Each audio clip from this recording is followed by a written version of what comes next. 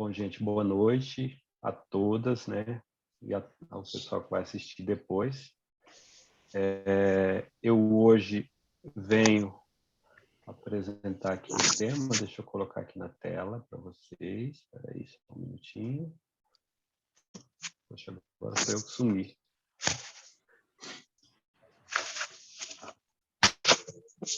Já deveria ter posto, né? Fray Cabé.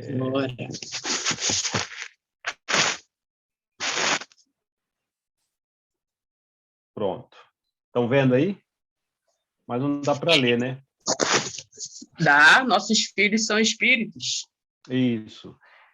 O tema eu tirei de um livro do Hermínio Miranda, né? Hermínio C. Miranda, e o livro se chama, exatamente, o título do livro é esse aí, Nossos Filhos são Espíritos, né? Só que lá não é uma interrogação, no caso, né? É uma afirmação. Eu li o livro e tem coisas que realmente fica difícil, mas tem coisas muito boas lá. Eu tinha dado até minha filha para ler, só que ela não interessou, os filhos que ver.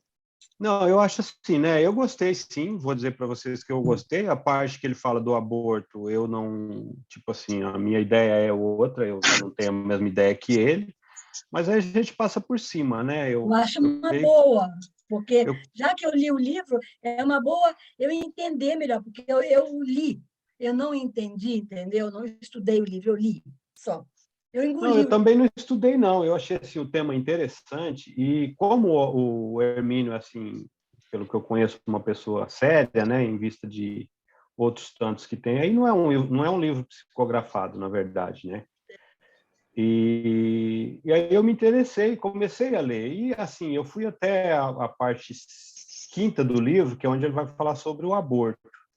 E eu parei, só que eu estou vendo que tem coisas mais adiantes que me interessam, né? Então eu vou pular a parte do aborto, que eu não estou de acordo com ele, e vou seguir adiante, né?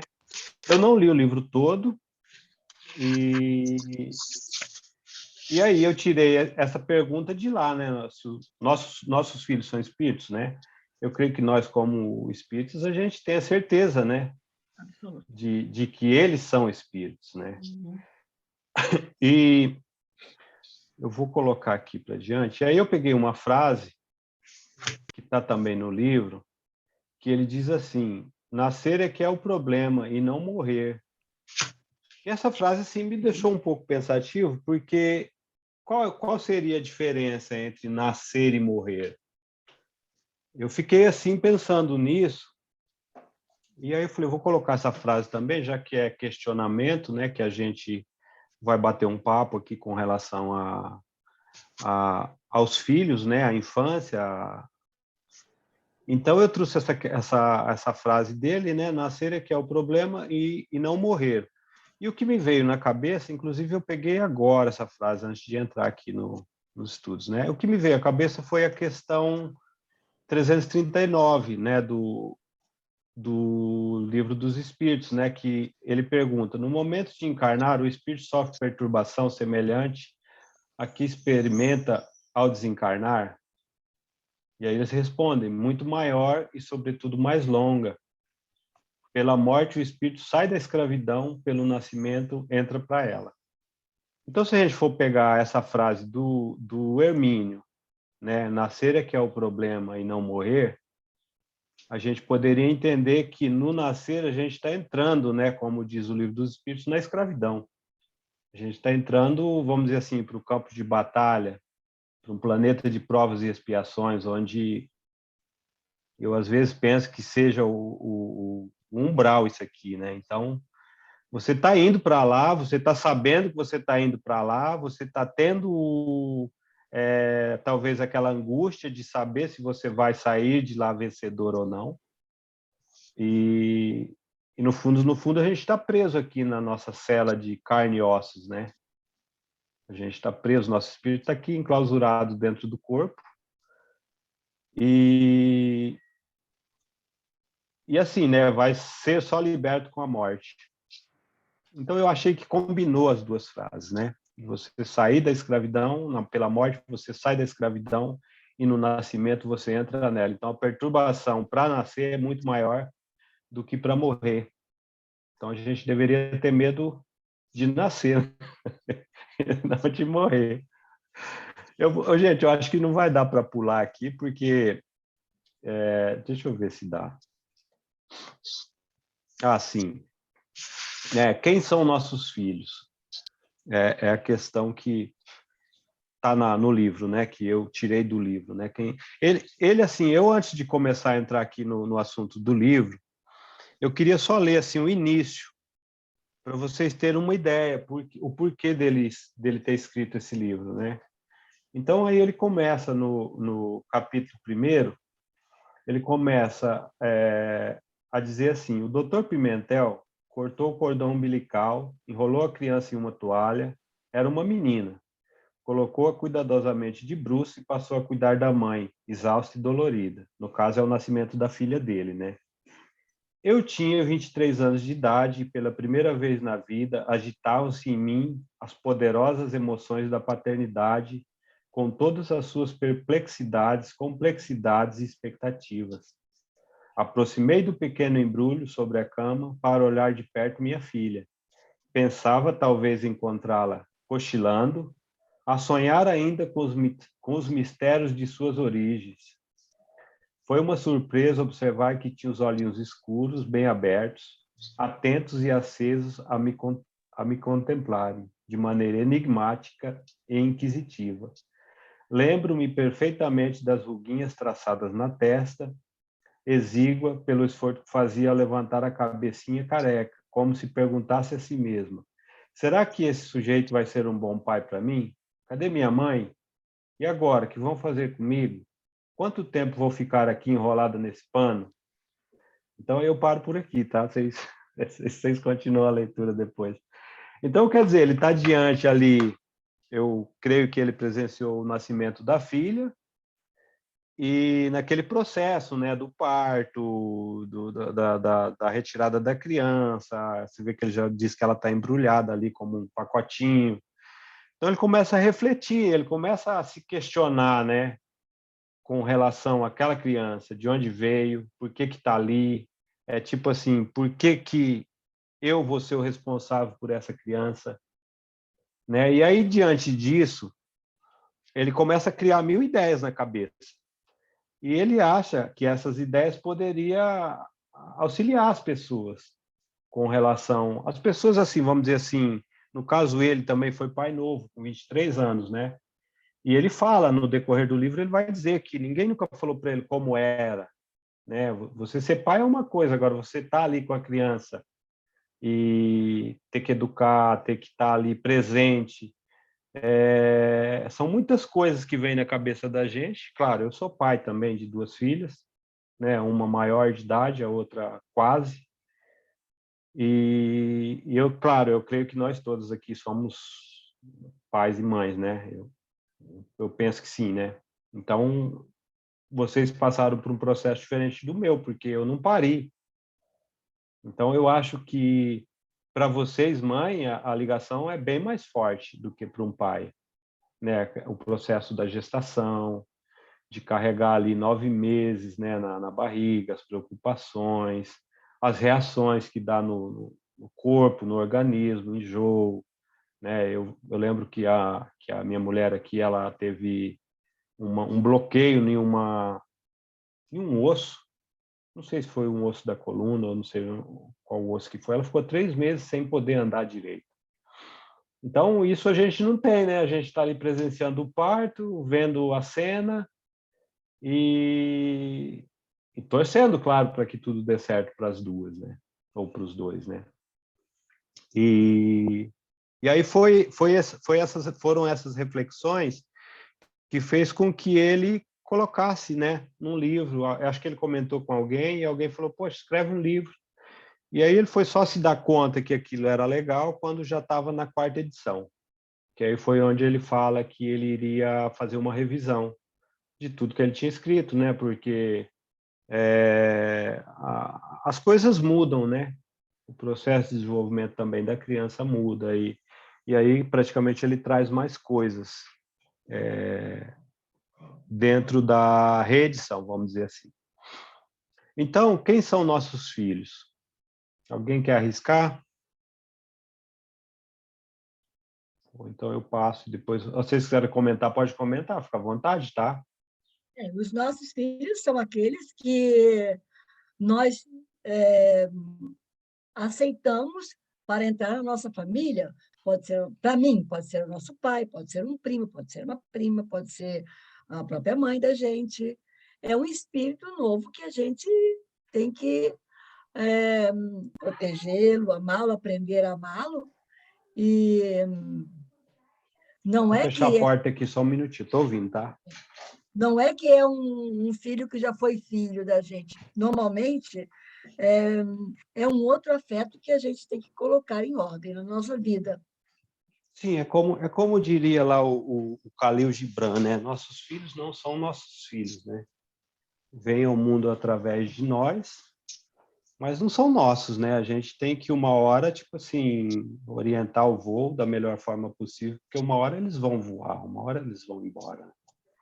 Então, ele vai dizer aqui que a criança é um espírito que nos foi confiado por algum tempo. E eu dando uma olhada aqui eu achei assim uma passagem na Revista Espírita de 1859, fevereiro, mês de fevereiro, eles vão falar sobre a infância. É um espírito que dá uma comunicação e ele fala, né, que no caso esse templo, né, que ele coloca aqui, eles vão falar da proteção prestada pelos pais, no caso nós, a esses espíritos. Então, quer dizer, ele coloca aqui 15 a 20 anos, que é o processo da infância, a adolescência e depois a fase adulta, que é a fase que o espírito retorna. E obviamente que aqui também, nessa passagem, né, que eles falam sobre a infância na Revista Espírita, ele vai falar que, a partir dessa idade, de 15 a 20 anos, com os órgãos já todos desenvolvidos, né, o espírito retorna. Aquela criancinha bonitinha, gostosinha, cheirosinha, que a gente carregava no colo, passa a ser o que ela era antes da reencarnação. Claro que é o processo da educação, né, ou da reeducação, vamos dizer dessa forma, que é esse processo aí da infância, né, que vai do 0 ao 7, segundo a ciência, né, do 0 Mas aos 7 anos. tem uma no berço que já mostra o que é. Pois é. E aí eles falam, né, que a partir dessa idade, entre 15 e 20 anos, o espírito ele retorna, praticamente ele retorna com tudo aquilo que ele tinha, com toda aquela bagagem que ele tinha na erraticidade. E ali você vai ver quem é de fato a pessoa, né? Mas se eles usam, sem querer te cortando, Edson, se eles usam desse argumento, de que serviu, então, se ele vai manifestar aquilo ali depois de 15 a 20 anos, e aquilo tudo que foi trabalhado antes? Não, então, a obrigação, eu não gosto dessa palavra, obrigação, dos pais seria, tipo assim, o compromisso, vamos dizer, o compromisso do dever dos pais, ou o compromisso que eles assumiram perante essa criança, é poder auxiliar ela, né, que se há, vamos dizer assim, que a pessoa seja... vou pegar um exemplo aqui de casa, minha filha mentia bastante quando criança, e aí a gente foi assim questionando, perguntando, controlando por que ela estava mentindo, que benefício ela tinha com aquilo. A gente não iria bater, a gente nunca agrediu, nunca bateu, não iria ter consequência. Claro que ela poderia dizer a verdade, e se dissesse a mentira, a gente falou, você dizendo a mentira vai ter consequência. Então é melhor você dizer a verdade. Isso foi um processo que durou, assim, por experiência própria, eu posso dizer que durou uns 3 anos. Agora, você imagina, você teve ali o tempo para podar aquilo ali. Ela começou a mentir do início que ela começou a falar. Aí você fala assim, caramba, de onde... Aí você já, claro, eu como espírita, você já pensa, né? Fala, caramba, veio aí já com uma bagagemzinha meio estranha, né? Aí você tem que ir lá e esvaziar a mala, né? Não deixar que ela carregue essa mala para adiante. É claro que eu penso que fique alguma coisa ainda, entendeu? Você não vai praticamente conseguir conseguir tirar tudo aquilo ali, né? Por exemplo, eu sei quando ela mente. Ó, para você ter um exemplo, aqui em casa, a gente mudou em janeiro, e agora essa semana tiraram o nome nosso da campainha lá embaixo. Aí alguém veio, me ligou, falou assim, ó, eu não sei onde tocar para entrar.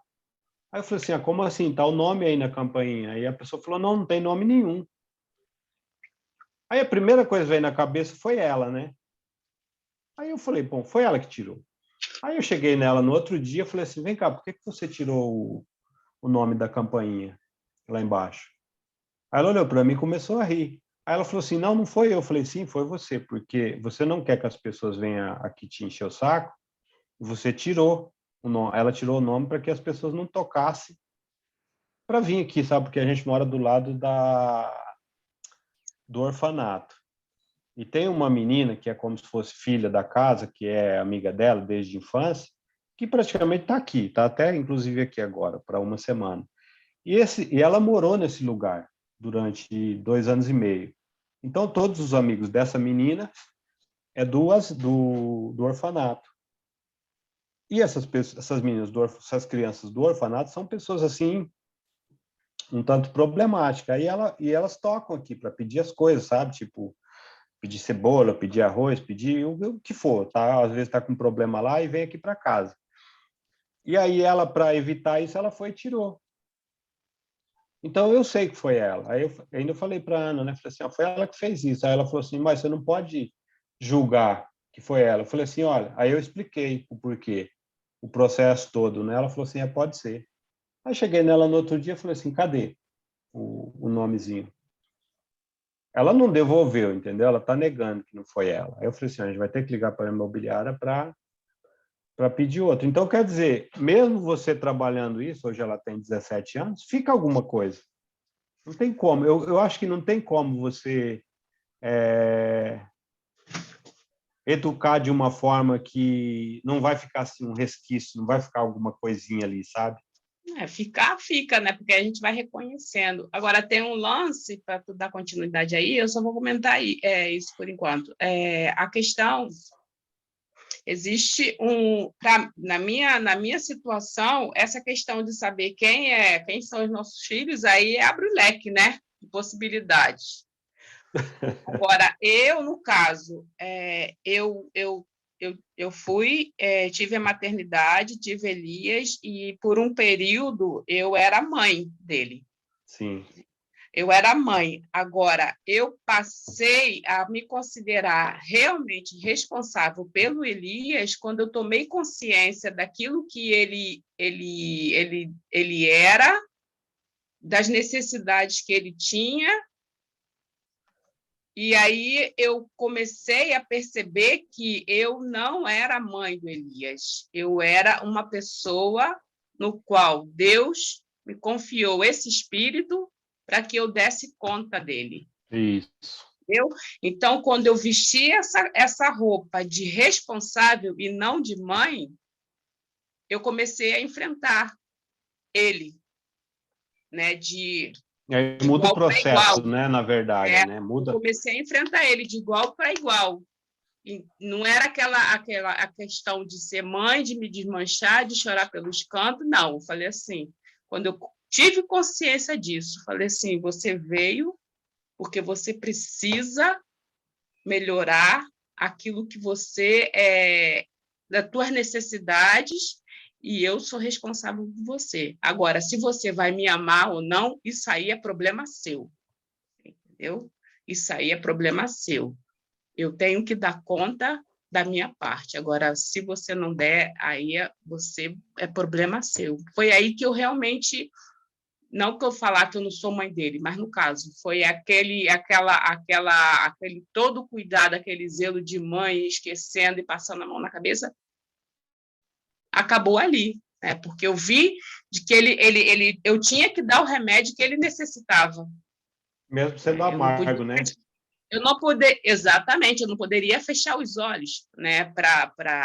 Porque tinha vezes que eu falava assim, eu prefiro como mãe chorar do que uma mãe fora dele fazer uma besteira com o filho de uma mãe fora e chorar. Então, eu peço que o senhor leve ele. Eu prefiro eu chorar, entendeu? Chegou nesse ponto. Então, é essa questão aí. Quando eu tomei consciência que eu não era mãe dele, eu era uma responsável, e acabou a história, né? Ele veio para o endereço certo, então eu tinha que dar conta, e como tenho ainda, né? Ainda tem a história aí. Você vê, Aí, né? Você como mãe falando isso, para mim, eu penso diferente, porque eu sou homem, como eu falei, eu não tive aquele processo da gestação, 9 meses na barriga e tal. Então eu vejo diferente. Para mim, sempre foi assim, dessa forma que você colocou, sabe?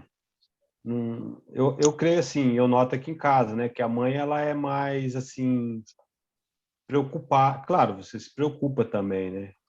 Mas eu creio que a mãe ela tem uma preocupação maior que o pai, sabe? Uma preocupação assim de até mesmo de sentir, sabe? De sentir o que a criança está sentindo. Eu noto isso não, e o medo que eu tinha era dele não me amar como mãe. O meu medo era esse, de eu cobrar dele as coisas e ele depois não me amar, não me retornar esse amor. Quando eu tomei consciência disso, que eu não necessitava desse amor, eu necessitava cuidar dele e entregar ele melhor do que ele chegou, aí eu perdi o medo. No caso, foi bom para você, né? Foi, Agir dessa forma. para ele também, entendeu? Principalmente para ele, né? Uhum. Então deixa eu prosseguir aqui. Oi. Deixa eu só falar, Jacira, pelo pouco entendimento que eu tenho, pelo pouco de leitura que eu tenho, não é assim que, vamos dizer, o feto, para encarnar ou reencarnar, ele escolhe. Então, eu sempre achei que, por exemplo, a família foi escolhida. Pai de deficientes, pai de pessoas vamos dizer, de filhos com dificuldade, eles escolheram. Então, no meu caso, eu penso assim, Jacira, você foi escolhida. E você foi iluminada para estar agindo da forma que você age hoje. Mas, sabe, assim, né, com relação a isso, eu penso assim, eu já pensei assim dessa forma também, mas eu creio que há controvérsias, porque o espírito, sim, ele tem a liberdade, né, de escolher onde ele quer reencarnar, qual meio, pelo processo de evolução que ele necessita. Mas os pais também têm a liberdade de dizer não, sabe? Eu vejo dessa forma hoje. Eu não tenho aqui dados para poder te apresentar, dizer, olha, tá lá em tal lugar assim, mas eu penso dessa forma, porque a partir do momento que nós somos livres, eu sou livre, você é livre, eu sou espírito, vou reencarnar e quero você como mãe.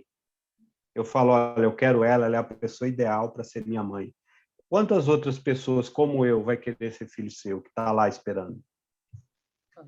Então, quer dizer, por que eu vou ter o privilégio de poder ser seu filho e o outro não? Então, sabe, assim, é reflexão, tá? Eu não tô, Correto. Eu só estou colocando para que a gente possa refletir também essa outra possibilidade. Olha, e o pai ou a mãe, eles podem dizer, não quero, vem um espírito rebelde aí, eu não vou dar conta. Mas eu não acho que é um privilégio que fica uma fila esperando lá, não. Não, eu também não penso assim. Sim, porque aquele filho, ele veio como filho, mas ele já pertencia à família. Nem sempre. Ou não. Mas a maioria das vezes precisa de um ajuste. Eu li hoje Olha só, eu trabalho com a possibilidade agora, tem todas essas possibilidades aí. Eu, pelo menos, acho que eu não posso dizer uma e acabou, e fechar o tema. Sim. Mas eu agora, pelo pouco de conhecimento que eu tenho adquirido, eu vejo dessa forma. Eu acho que é uma questão de afinidade. Sim, também. Aquilo ali, a própria lei, né, do universo faz aquele espírito chegar até você. E em relação a isso, eu vejo, hoje em dia eu questiono assim. Antes do Elias, eu tive 2 abortos espontâneos. Eu questiono, será que Elias era essas 2 crianças que eu abortei? Entendeu? Então, ele teria essa necessidade de... Eu acho que a forma que Elias veio, ele já chegou, eu já estava numa idade avançada, eu lutei muito para ter ele, e eu fico pensando, eu acho que houve uma programação ou não, porque era para o Elias vir, mas foi de muita luta, foi de muita luta. Então, eu acho que eu vejo hoje em dia dessa forma, é uma questão de afinidade. Agora, eu poderia ter compromisso com ele? Sim ou não? Ou eu, no caso, assumir essa questão realmente por... Eu vou assumir esse menino, né, esse espírito, tanto para me ajudar como para ajudar ele. Mas, na verdade, eu não precisaria necessariamente ter um compromisso com ele, né? Então, eu penso agora dessa forma. Pode ser que eu tenha tido um compromisso sério com ele e a gente tinha que se acertar, ou não, simplesmente foi me dada essa possibilidade de auxiliar esse espírito, sem o meu comprometimento, mas eu tendo as minhas responsabilidades, entendeu? Então, acho que aí abriu um leque para a gente pegar e fechar, se não é dessa forma e acabou, não tem mais assunto. Eu vejo assim, né? A questão da afinidade mesmo, da necessidade do Mas, espírito. viu, Guá, com a questão da afinidade também, né? Para a gente refletir. E quando reencarna um inimigo? Pois é. Então, quer dizer, que afinidade você tem? É a rejeição. Não, aí no caso, afinidade pode ser afinidade em relação àquilo que... Uma ligação né? que você tem.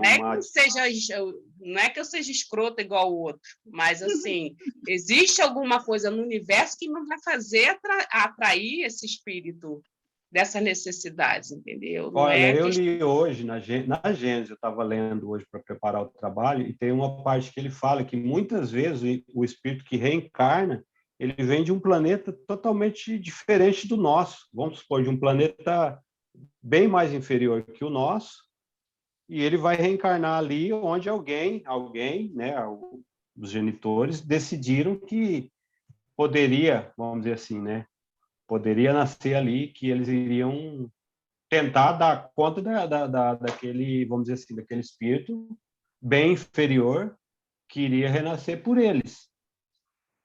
Então, quer dizer, que afinidade há aí entre eles?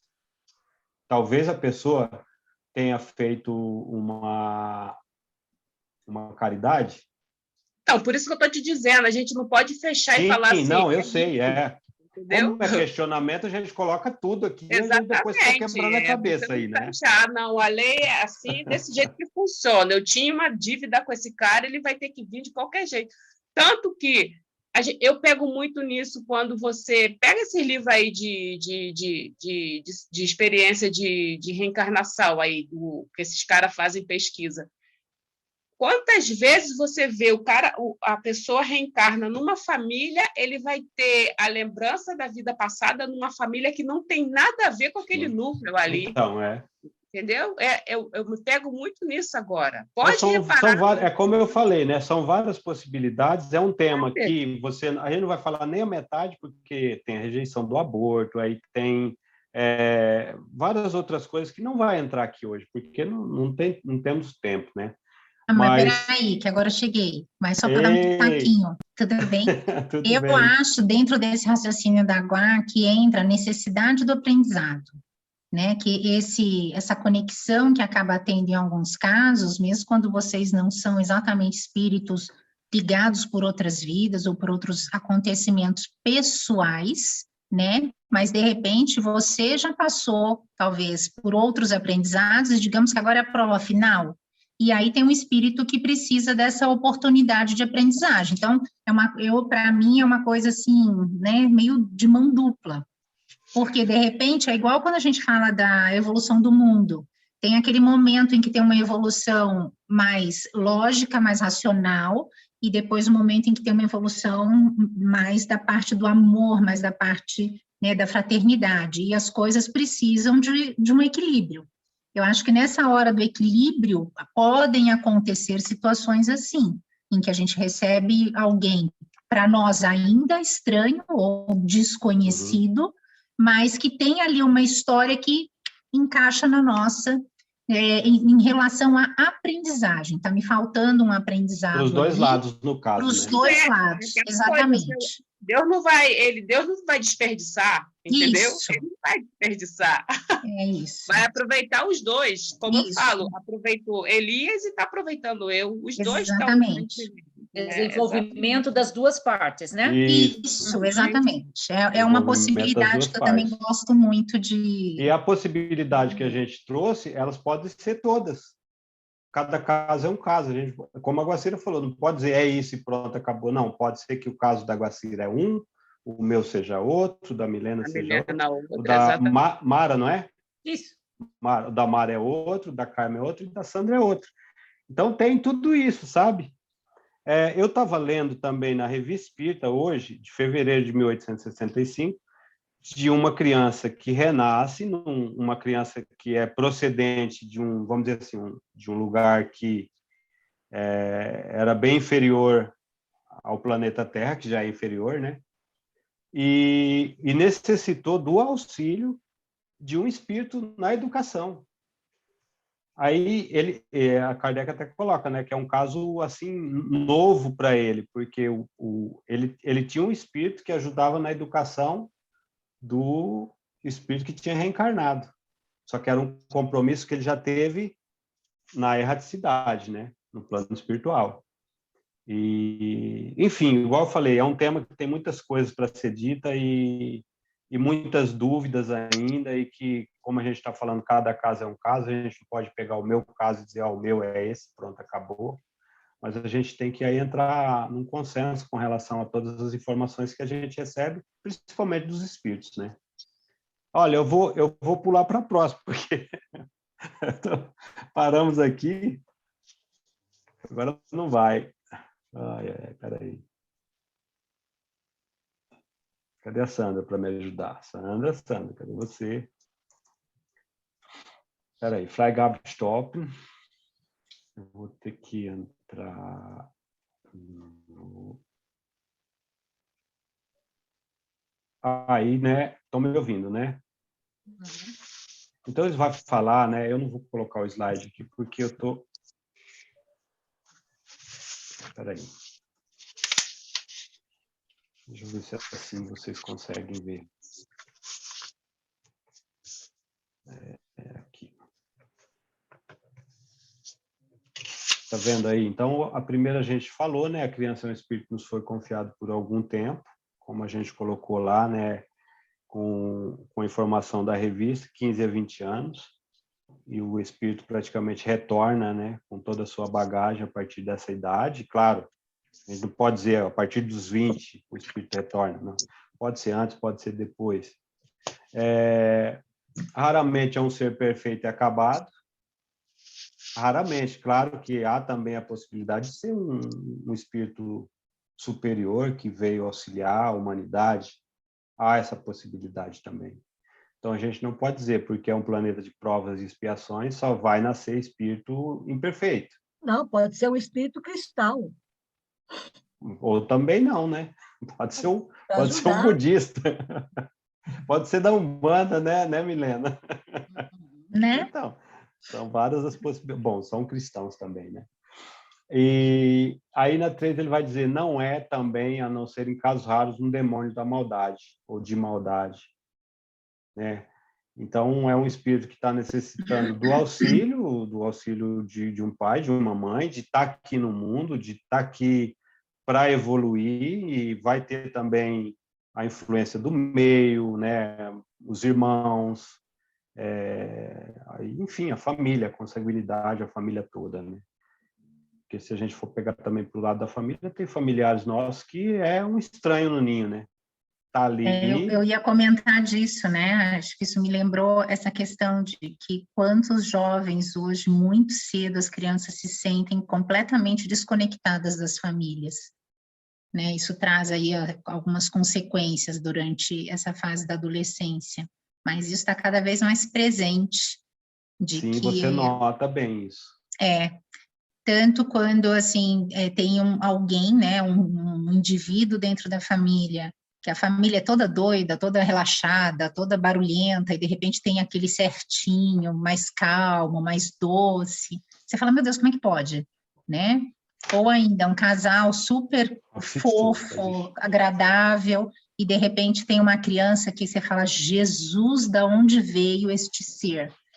Né? Então, assim, eu acho que isso está realmente nesse nosso momento de transição acontecendo muitas coisas simultâneas, né? Principalmente essas reencarnações, assim, que você olha e você fala, não é possível. Pois é, e você Eu falando... Gente, eu tenho um irmão assim. Meu irmão... Tá gravando, hein? Ó. Não tem problema, não. Ele é diferente. Não é? Ele é diferente. Você fala assim, não que éramos 4, né? Cada um com seu temperamento, mas ele é o diferente, olha. Ele não está no grupo da família no WhatsApp, entendeu? Excluíram ele. Ele não simplesmente não entrou. Ele se excluiu. Assim, é uma coisa assim que desde tudo é separado, as coisas dele eram separadas, tudo, não tinha. Esse aí diferente que vocês tocaram, é ele. Mas quando a gente fala, agora eu acabei de pensar numa pessoa, um demônio da maldade. Vamos pensar no Hitler. Uma criança não nasceu maldosa. Imagina o Hitler bebezinho. Sim, ele não nasceu maldoso, entendeu? Eu li um livro que é sobre a personalidade de Hitler, mas ele não nasceu maldoso. Então, realmente isso daí foi toda uma questão da sociedade, uma questão que ele foi indo até que foi o ego e chegou onde ele chegou. E você pode também lapidar, né? Você pode mudar muita coisa, você pode influenciar muita coisa. É como a questão também da religião, né? De você nascer num lar católico, vamos pegar o católico, porque eu creio que nós todos, né, como brasileiros, quase todos, né, nasceram em lar católico, e você não, tipo assim, você nasceu ali, você vai receber influência daquilo, daquela crença, de todo aquele ritual, de toda aquela liturgia que há dentro da Igreja Católica. E com o tempo, eu me lembro que eu, com 16 anos, já não aceitava aquilo. Parece que eu já nasci já com aquele negócio em mim que não dava. Então, mas ela praticamente, ela te molda. Uhum. Assim é um professor, a sociedade, né? As ideologias, no caso do Hitler aí, segundo, né, o livro dele, segundo a biografia dele, era que ele sempre era barrado onde ele fosse por um judeu, né? Sempre tinha um judeu ali que barrava o cara. Até que o cara falou, mas vem cá, se um dia eu tiver o poder nas mãos, o pessoal está enrolado comigo. Então daí você tira, né? O cara passou por coisas ali que, vamos dizer assim, deu um clique ali na cabeça dele, pegando o exemplo seu, né, Mara? Uhum. E o cara vai e faz o que fez. Né? Um débito que ele carrega enorme, né? Então, eu acho que eu vou passar os pontos, e dentro desses pontos a gente pode ir comentando, e depois eu volto por isso, porque a gente já está 8h20. Né? A gente começou um pouquinho mais tarde. O espírito reencarnante é o que era até então na erraticidade. Quer dizer, não é porque ele veio e nasceu agora que ele mudou. Ele não mudou, ele entrou num corpo ali que não vai dar a possibilidade dele, tipo assim, ser o que ele é. Porque os órgãos ali estão se desenvolvendo, o corpo está se desenvolvendo, tudo vai se desenvolver, né? E aí é esse tempo que eles falam, né? Quando o espírito retorna, que é ali entrando na fase adulta já, né? O espírito passa a ser o que ele era antes do reencarne. Claro que já com essa influência dos pais, ou com a rejeição dos pais, de repente o pai rejeita, o cara fica totalmente rebelde. Então, tem todas essas possibilidades de você, por exemplo, eu tenho 4 cunhados que são adotivos, foram de alguma forma rejeitados. E pelos pais da minha mulher não ter tido um acompanhamento psicológico com relação à adoção, essas crianças cresceram todas problemáticas. Ela tem mais 2 irmãos que são consanguíneos, criados todos na mesma casa, mesmo pai, mesma mãe. Aí você pega os 4 adotivos e os 3 consanguíneos, a diferença. Aí você fala assim, o que aconteceu ali? Se os pais são os mesmos, a casa é a mesma, o ambiente é o mesmo. De onde que eles trouxeram essa bagagem? O mais, quer dizer, o mais velho, 2 têm a mesma idade, né? Os mais novos têm uma menina e um rapaz. Uma mulher, né? Que já tem mais de 30 anos. Ele até hoje não aceita que ele foi rejeitado, colocaram ele dentro de uma caixa de papelão e colocaram na porta de alguém. Até hoje ele não aceita isso, sabe? E aí vai psicólogo, psiquiatra e é uma barra. situação delicada mesmo, né? Porque, assim, se a pessoa, numa situação dessa, conseguisse olhar por um outro prisma, de, olha, a pessoa que me pôs no mundo não tinha a menor condição de me criar, e ela teve né, assim, foi tocada por Deus para me entregar em algum lugar, para me deixar em algum lugar onde iriam me encontrar e tinha uma possibilidade de que cuidassem de mim. Né, enxergar isso como não num ato não de abandono, mas de um desespero e de uma outra busca, de uma outra possibilidade. Claro que quem passa por situações assim, eu acho que a gente tem muito uma marca social, né? Porque dentro da nossa sociedade a gente pertence a família, né? Você não por exemplo, dentro de culturas indígenas, a maioria delas, a criança é da tribo, digamos assim, é de todos, né? Muitos nem sabem exatamente ou não se identifica filhos dentro dos lugares. Eu pensei na tribo também, né? Não se identificam. A criança, ela é criança e ela é de todos, né? Então, assim, claro que em dado momento, há de ter ali uma identificação com alguma mulher enquanto maternidade por conta do aleitamento. Mas, assim, aquela criança, ela pertence a um grupo, né? E na nossa sociedade, na nossa cultura, a gente pertence a uma mãe. Geralmente, as pessoas se incomodam menos com a questão paterna, né, do que com a questão materna. Isso é muito cultural dentro dessa construção de identidade que a gente tem, né? Então, realmente, é uma coisa muito difícil de você se desgarrar ou aceitar uma outra possibilidade, porque é muito forte isso, eu fui rejeitado. Então, assim, tá todo o resto abrindo os braços, acolhendo. Sim, mas você né? Tá ligado lá com a Exatamente, parte ruim, a parte podre, né? A parte podre. Então, assim, é um passo delicado de dar, né? E claro, hoje em dia, né, a minha sogra fala, minha sogra tem 75 anos. E claro, cansada, né? Só problema. São dependentes, entendeu? Usam droga, e aí fala, você não é minha mãe, você que me trouxe aqui. Porque são brasileiros, né? Tá. Eu tenho 4 cunhados brasileiros adotados. 4. Parabéns! Eu caí no lugar certo, né? Caí sozinho, né? Que eu vim sozinho, caí ali dentro. E hoje em dia eu me questiono, falo, por que eu caí ali? Por que eu fui? Olha, o Brasil inteiro, lá do interior, lá do meio do mato, lá das Brenhas, o cara vem para a base, conhece a mulher, casa com a mulher e depois entra na família com 4. Com 4 adotivos do Brasil, 2 de Fortaleza e 2 de São Carlos. E, enfim, né? É influência do meio, vamos dizer assim, né? Eu devo estar aí por algum motivo. E aqui, essa parte dele ter que se readaptar ao meio que veio viver, né? Que é isso que você está falando, Milena, Sim. No caso da adoção, né? De que talvez a pessoa não vai se readaptar, ela vai se sentir rejeitada o resto da vida, vai culpar Deus e o mundo, né? E culpam, né? Porque eu sei que culpam. E a influência do meio, no caso, aquele que acolheu, ou aqueles que acolheram, que estão ali dando amor, dando carinho, ou o próprio país, né? Porque eu às vezes falo para ele, né? Que ele é muito ligado a mim, né? E ainda é surdo-mudo para começar. E aí ele, por não falar, ele se ligou muito a mim no início quando eu não falava alemão.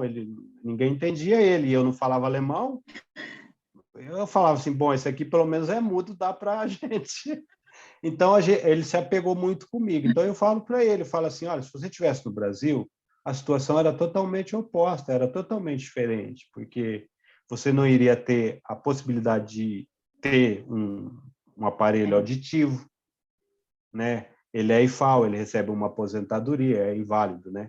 Recebe uma aposentadoria, ele tem a casa dele, ele recebe praticamente toda semana para comer, beber, ele não precisa fazer nada, ele é inválido, tem um assistente social que vai lá, tem um psiquiatra que acompanha, e então, quer dizer, uma vida, claro, eu não queria para mim, porque também não é uma vida legal, né? Com as psicoses que ele tem de vez em quando, de achar que está sendo perseguido. Só que, tipo assim, esse lado bom, ele não consegue enxergar.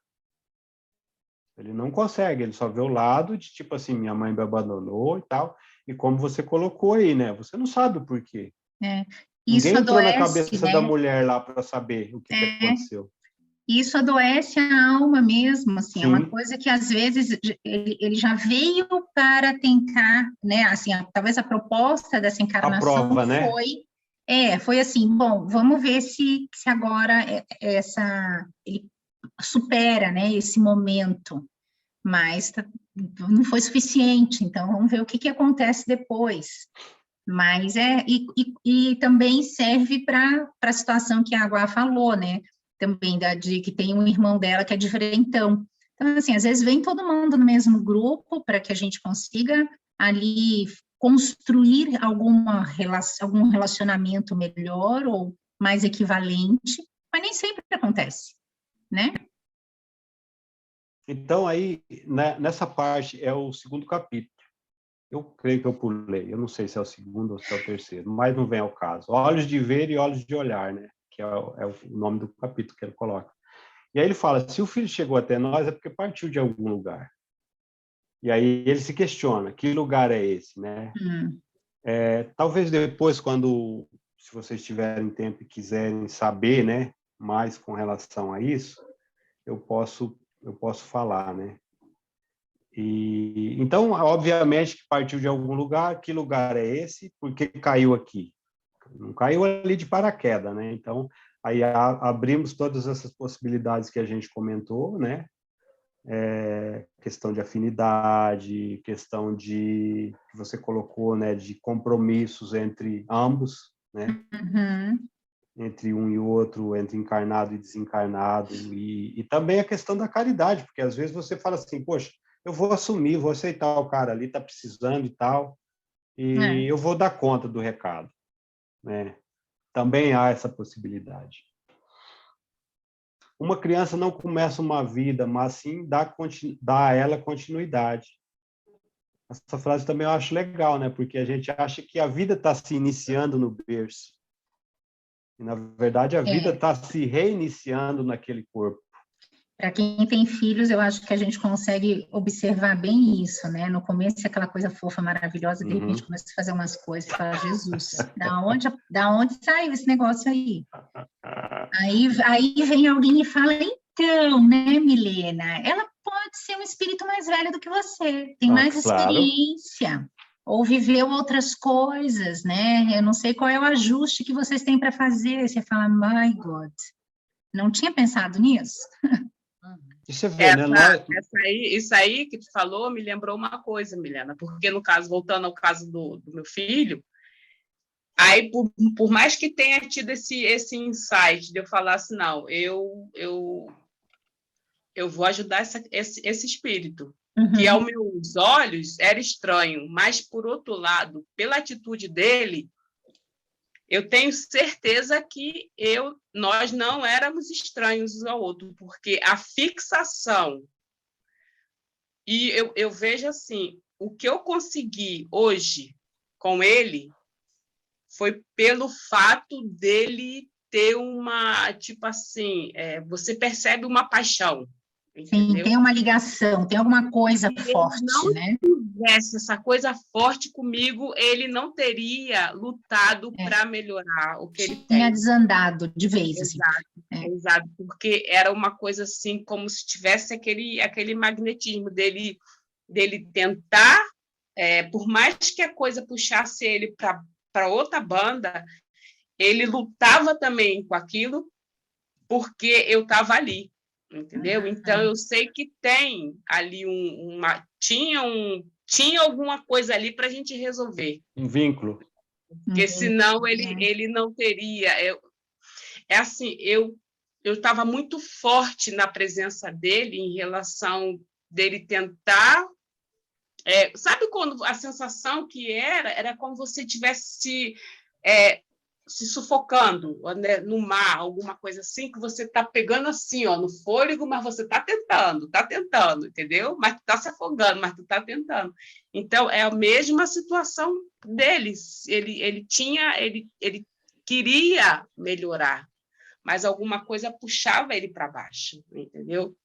E essa força ele encontrava em mim, porque tanto que ele tem um ciúme louco por mim, entendeu? É um ciúme. Eu era a única pessoa, hoje em dia quem consegue ainda tirar um beijo dele é minha sobrinha, mas de mim ele já não beija mais, mas eu era a única pessoa que eu conseguia segurar ele, entendeu? E o resto não, mas enfim, tem toda essa história, né? Por isso que é o que eu falo, a gente não pode fechar o tema e falar assim, é desse jeito aqui. Sim.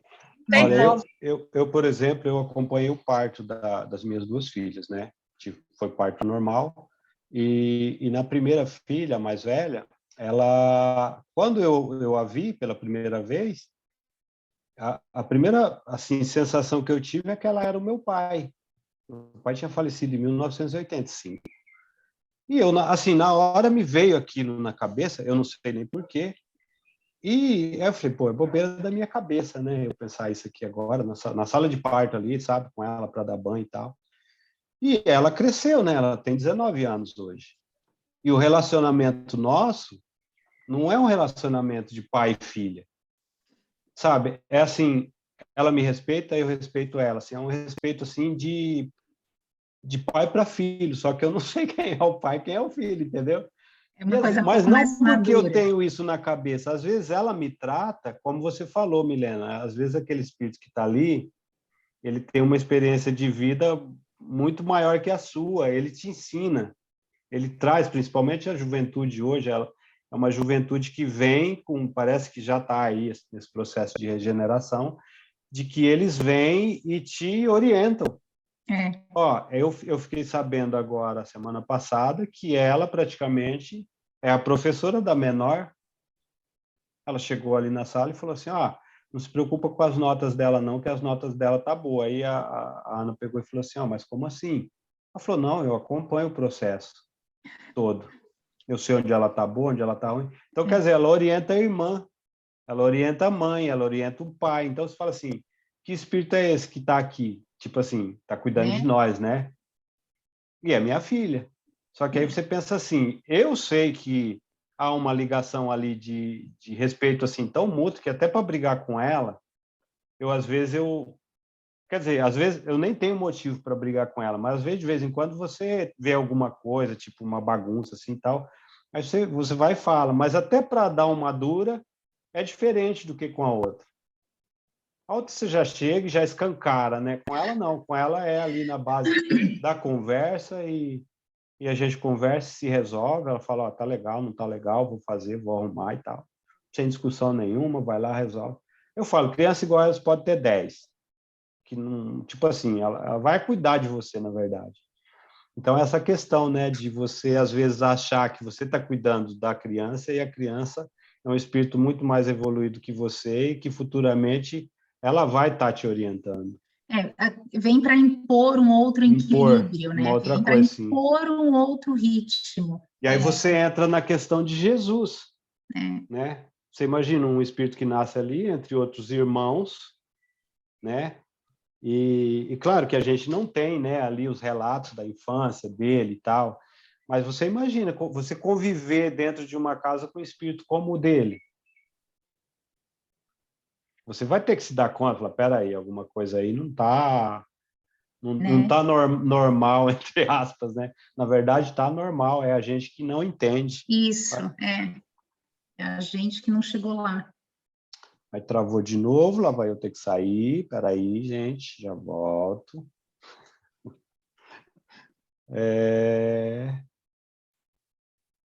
Tá acabando, tá? Está acabando os slides, viu? O papo tem ainda bastante. O papo a gente pode continuar. Olha, então, a gente tem, né, como a gente está falando, a gente tem a condição, ou talvez até a sorte de poder participar desse universo, desse ser que está ali, e que, de início, claro, é dependente de você, mas que futuramente você não sabe. Quando o espírito retorna, né, na fase adulta, quando o espírito de fato retorna, você praticamente cuidou, deu amor, deu carinho, deu afeto, e, claro, criou ali um vínculo, né? Então, eu acho que os vínculos, praticamente, se não havia antes, né, ou se haviam antes, ele passa a ter passa a ser um vínculo maior, mais forte. E, claro, que a gente tem um vínculo com os nossos filhos, né? Então, a gente tem a possibilidade de participar desse universo e de ter essa troca, né? Ele lá com a bagagem dele, nós com a nossa bagagem, e o processo, eu creio que o processo evolutivo não é um processo evolutivo único, né? A gente está aí em comunidade, né? A gente tem que evoluir em conjunto, né? Então, obviamente que a família, o lar, os filhos, é uma parte disso. E aí a frase, né? Deus não tem pressa em explicar-nos aquilo que nós ainda não temos condições de entender. Porque, como ele coloca no início do livro, as indagações que ele tem, de onde vem, por que está aqui, o que eu faço agora, ele é mais evoluído que eu, ou não é, como eu tenho que tratar, tudo isso passa pela cabeça do autor. E aí ele escreve essa frase, né? Deus não tem pressa em explicar a nós aquilo que nós ainda não temos condições de entender. Então, muita coisa que a gente está aqui hoje refletindo, talvez a gente ainda não entenda de fato, a gente tem uma ideia, né? Eu tenho uma visão, vocês têm outra visão, e dentro disso a gente cria uma forma de ver também com os olhos do outro, né? Como a Marta trouxe exemplo, a Carmen, você, Milena, a Guacira, né, sobre o Elias, eu, né, com as minhas duas filhas. Então, dentro disso, a gente tem uma visão diferente daquilo que eu vivencio e daquilo que vocês vivenciam e que vocês compartilham, né, com relação aos filhos, né? Então, eu acho muito, assim, muito bonito essa troca, né, essa troca de experiências, né? A Sandra, que eu acho que saiu, né, ou não. Ela que é vovó agora, que tem um bebezinho lá dentro de casa. Tô de olho então, em vocês. Né, eu lembro que esses dias ela me mandou uma mensagem assim, perguntou assim para mim, posso falar, né, Sandra? Não é grave não, não é grave não. Não sei o que é, não pode, ué. Não sei o que é. Ela falou assim para mim, ô Edson, canceriano tem a mania de ficar olhando no espelho? Aí eu peguei, logo de manhã, né, eu peguei e respondi, porque eu sou canceriano, né, e o neto dela também. Aí eu falei assim, Sandra, além de se olhar no espelho, eles mantêm um diálogo com eles mesmos, são duas pessoas, né? Aí ela me mandou um vídeo do bebê da Ismália, né? Ele falando no espelho. Eu falei, tá vendo? É desse jeito aí. Eu falei, depois vamos falar que tá louco, né? Então é muito bonito, né? Você vê isso, mas você sabe que aquele bebezinho que tá ali todo engraçadinho, todo bonitinho, todo gostosinho, fofinho, lá na frente pode se tornar outra coisa. Claro, não desejamos que seja assim, né? Mas há também essa possibilidade. Então, a importância dos pais é essa, né? De poder podar alguma coisa, de poder orientar o voo para que quando elas voarem, elas tenham um voo seguro, né? E não um voo descontrolado, que vão cair e quebrar a cara. Coisas para desaprender também é o capítulo que ele vai falar, né? Que crianças não vêm com manual de instrução, e ali ele vai colocar dentro disso, né, todas as coisas que acontecem no processo de cuidados, trocar fralda, aquela coisa toda. Eles não herdam características psicológicas, dotes artísticos, temperamento bom ou mau gosto, simpatia ou antipatia, doçura ou agressividade, né? Porque às vezes a gente quer que os nossos filhos sejam uma cópia nossa. Aquilo que eu sei bem, eu quero que ele também saiba. Né? E aí ele vai falar que os dotes artísticos, as características psicológicas, não são igual, é um ser ali à parte que está ali, que não... claro, talvez vai vivenciar dentro do ambiente que ele vive coisas, né? Por exemplo, dote artístico, que eu conheço artistas que têm filhos que são artistas também. Ou né? netos. Agora se tem talento, aí é outros 500, né? Mas tem, então tem muitos casos assim, né? Eu até não concordo muito com essa frase. Mas a gente tem que entender que praticamente, né, com a questão da genética, é óbvio que há, né, a herança genética, isso é cientificamente comprovado. Mas as outras heranças, as psicológica, a artística, entendeu? De temperamento, de bom, mau gosto, simpatia, antipatia, isso, obviamente, que cada um tem a sua bagagem, a sua forma. Mas né? eu vou te falar que de vez em quando calha, que você fala também, caraca. Ser um clone, né? É um De ser um clone. clone, é. Porque agora vou eu falar do meu irmão. Os meus pais se separaram, o meu irmão ele era bebê. Ele teve muito pouco contato com meu pai, porque meu pai aparecia, quando aparecia de 15 em 15 dias, de vez em quando ele sumia, virava um mês e meio, enfim. E depois ele tomou rumo mesmo na vida, né? Então a gente ficava alguns anos sem ver o meu pai. Então o Rodrigo não teve convivência, né? Nem com a família, porque a minha mãe acabou se afastando de todo mundo. E assim, é impressionante até hoje. Ele tem o jeito de ficar em pé, o jeito de andar, o jeito de pôr a mão na calça, é igual. Quando fica nervoso, a postura do corpo, a gente olha, eu e a minha irmã, a gente olha para ele, a gente ri, porque é uma coisa assim, chocante, sabe? E não conviveu, né? O tique nervoso, o jeito de passar a mão no nariz é igualzinho. Pô, então eu sou filho do seu pai, viu? É impressionante de ver, impressionante. Então, assim, né? E aí você fala, da onde vem isso? Eu falo que eles vieram, tipo, em momentos diferentes, mas com certeza são espíritos, assim, com uma simbiose, ou com uma experiência ligação, né? forte, né? Ou muito ali parecida, né? E aí, enfim, mas é impressionante de ver. Tem umas coisas... Mas eu queria também que os meus filhos parecessem comigo, mas não rolou. Não rolou. Olha, a última frase, ele diz: os pais não produzem o espírito dos filhos, cada um deles é um universo próprio, né? É aquela questão que até no livro dos espíritos eles colocam, né? O corpo procede do corpo e o espírito procede do espírito, então não tem como, né? A herança genética diz. Não, a herança genética, obviamente, que a gente tem que entender que sim, né? É a herança genética ali, mas o espírito não tem nada a ver com... No caso, assim, vocês estão falando assim do filho parecer fisicamente ou temperamente? No caso do meu irmão, são as duas coisas. Tá, porque aí eu digo assim, eu prefiro que o Elias, se for, no caso, fisicamente, posso dizer que sim ou não. Agora, no temperamento, não. Entendeu? Que ele não seja igual a eu. Porque dos dois eu não sei quem é o pior. Meninas, só um minutinho. Vamos encerrar, porque já passou 1 hora e a gente continua, tá? Sim. Só por causa da gravação. Então, eu quero agradecer vocês por participarem, por trazer aí essas reflexões maravilhosas, né? Que vai deixar a cabeça da gente aí agora pensando 1000 coisas. E que a gente possa, né, as minhas estão grandes, mas quem tem filho pequeno ou neto, né, como a Sandra agora, que vocês possam cuidarem bem deles, né? Carmen também, viu? Não esquece. Oi? Carmen também é vovó, não esquece. Então. Né? Amplia o olhar para esse momento, né? E também a observação de estar podendo observar todas essas possibilidades. E de poder participar também, né? Agora, como vovó, é a questão, tem que saber se pode ou não, né? Tem que saber. Não, mas vó mima, gente, né? Educação é os pais.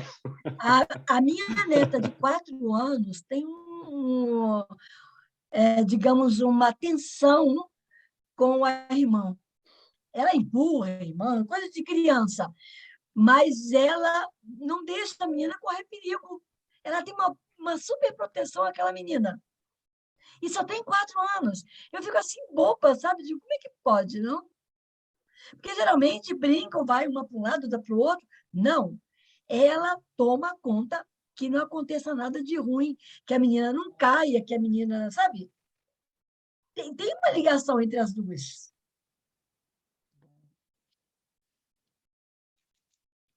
É isso aí. Parou, né, Sandra? Parou, não? Não, ainda tá ali, ó, recording. Vou parar agora. Deu boa Então, noite, mandou um beijo para todo mundo. Pois é. Vocês entraram aí na parte